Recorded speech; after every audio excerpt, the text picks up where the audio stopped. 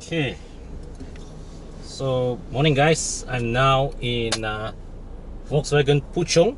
Right now I'm inside the Arteon. Today we are going out with our media friends to test drive both this as well as the Tiguan All Space. Right, so let's go.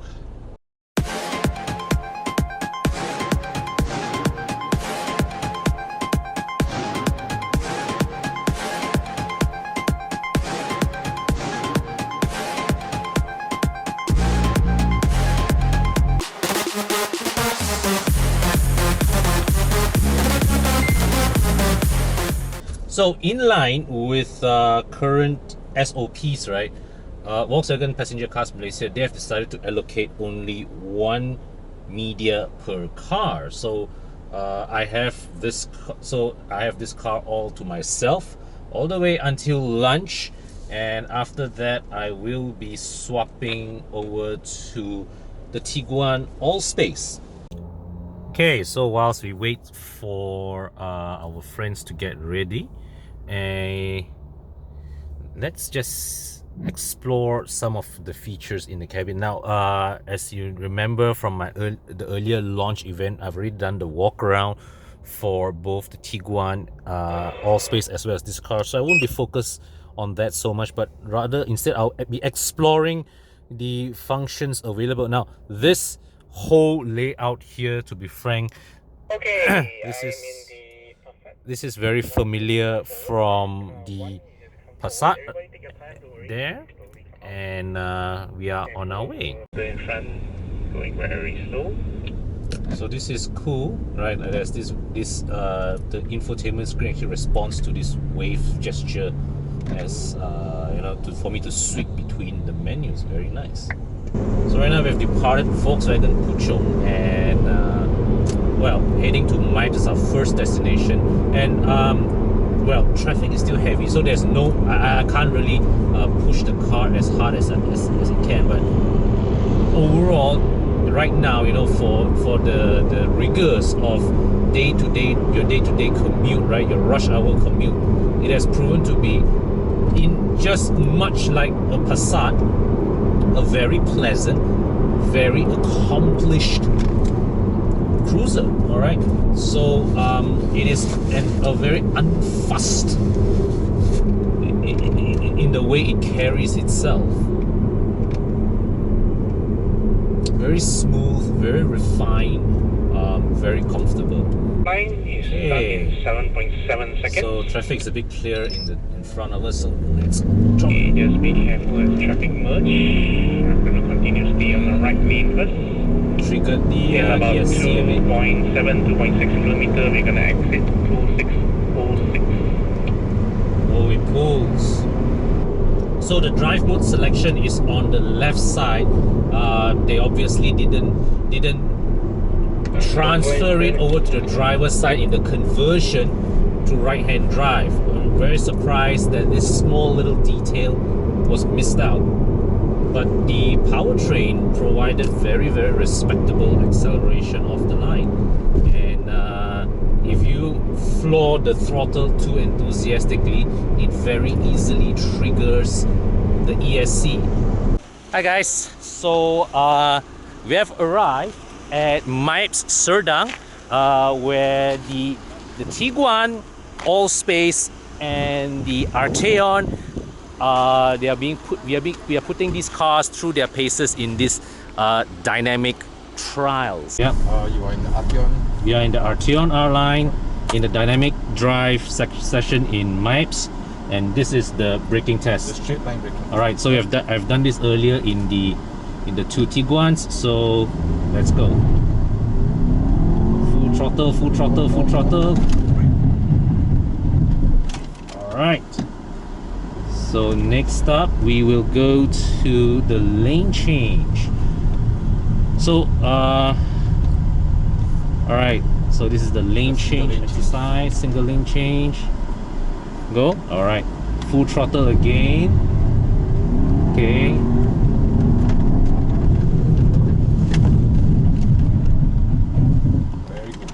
very stable. All right, despite rather violent steering inputs on my part, the car held firm to its line.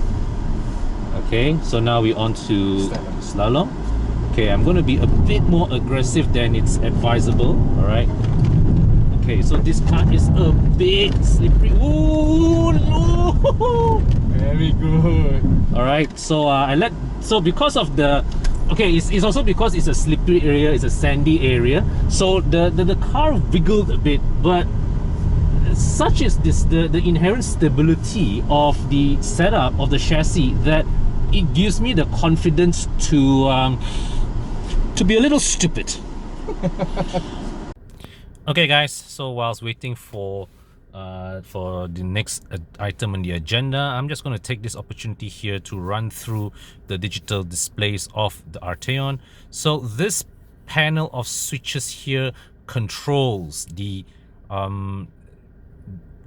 instrument cluster. So this is your interaction with the instrument cluster. So right here in this navigation mode, this up and down buttons allow you to zoom through the map, and pressing this view button here allows you to toggle between various display mode. So you can see here earlier there was a full screen map. Now it is a map with trip computer data, and this comes back to a more traditional 2-dial display. All right, now you can see here, so this allows you to browse between sections, and this here you browse through the various functions. Okay, go to close, and so you go to telephone, go to vehicle status, and yeah, so you can, let me just try and press view. So when you press view, this is where you really allows you to go full screen, or basically there are many modes which you can configure the display. All right, you can hide away the dials, but of course, being a slightly old-fashioned driver, I still prefer to have the traditional 2-gauge display here. All right, this is the same infotainment system as the Passat, so you get the hand gesture thing. All right, and you can go through various features here. You can see the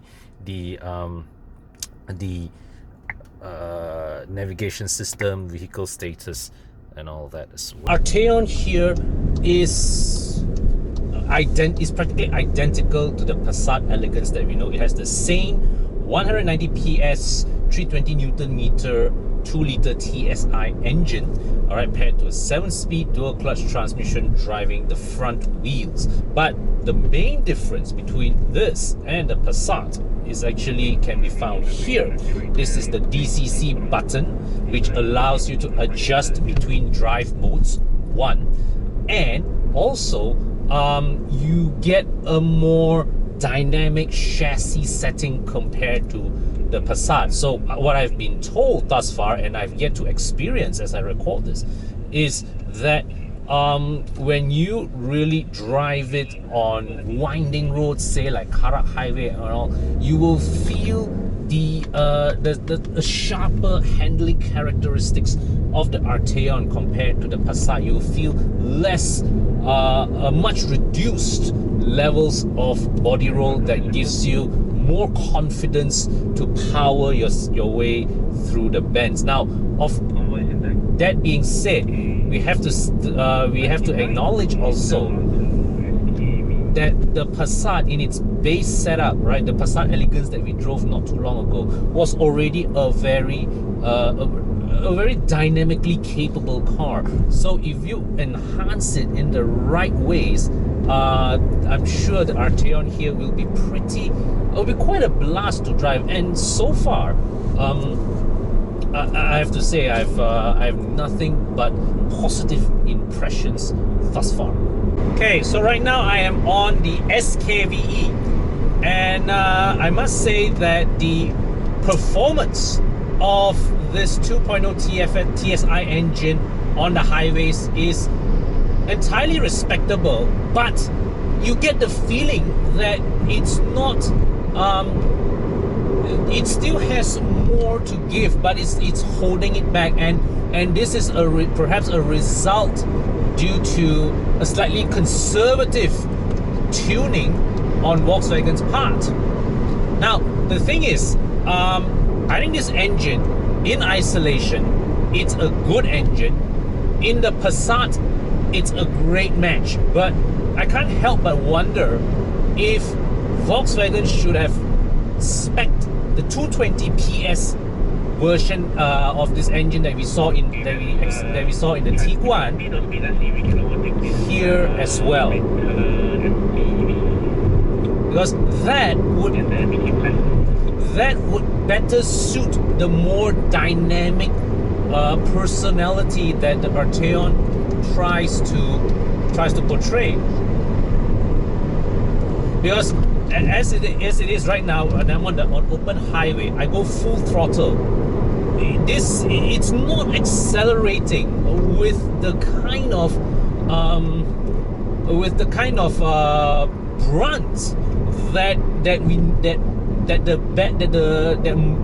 that some of the best 2-liter turbo engines are capable of. But now that we are taking a cloverleaf bed, I'm just gonna gun it. And well, I have to say the chassis does inspire confidence, and it clearly shows that it can take more power. This chassis setup will easily take the 220 PS version of this engine, and it would be a hoot to drive. Okay guys, so we are now attacking the bends on Kara Highway. And on the first few bends, can feel that the Arteon, it really can carry a lot of speed on the sweeping bends. I mean, you can carry a lot of speed into the bend, and it gives you the confidence and the feedback that you have the confidence to power in, power down, and you have the feedback to know just how much power you can put down. I would say that if you are a regular of Kara Highway, the Arteon is a very effective car to use here. It's not out and out the fastest car that will take this highway, but plenty fast enough. And you get the feeling that the car is working with you. So we now exited Kara Highway, going on back roads to Janda Bike, and we've got 4 kilometers of back road to test out the Arteon's dynamic capabilities. And I have to say, the agility it is demonstrating in these tight corners is pretty good. The suspension is also very pliant over rough surfaces. So this is a car that, in this kind of roads is very effective, because yes, it's this kind of setting that won't perhaps be the fastest around track, but in the real world where you have undulations, you have potholes, you have patches of road, right? You need that balance between firmness and pliancy, so that you can, yes, you can iron out you can minimize your body roll, but at the same time you can damp out the surface roughness. You can keep your wheels fully in contact on the ground at all times, not be bounced off the road. And there is a flow to the way the chassis manages its weight transfer,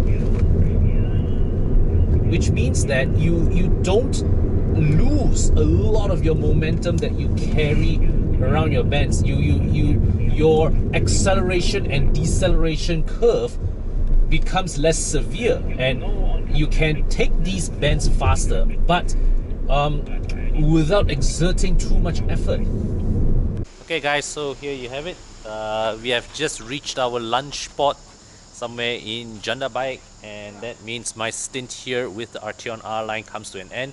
My day will continue later on with the Tiguan R-Line All-Space. So before I sign off this video, let me just give you some concluding thoughts on the Arteon here. So the Arteon here, it is built on a Passat platform. It is built basically on Passat mechanicals, and when you're talking about a car with premium aspirations, that's not a bad place to start, because the Passat is sufficiently powerful, it's comfortable, refined, drives well, ticks all the boxes that you expect from this segment of car. The Arteon further refines that preposition with, I would argue, a sportier, more attractive styling. All right, it's more unique. Certainly, nothing in the amongst the likes of the BMW 320i, the Mercedes C200, can compare in terms of something that looks as special as this, because this is I would say this is a head turning design.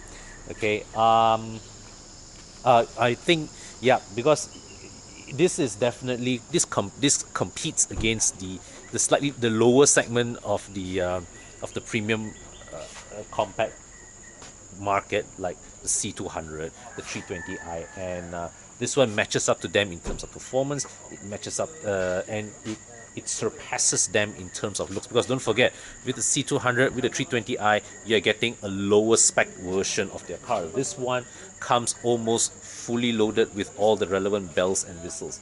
I would say the only complaint that I have with this car is that I think the chassis could have taken more power.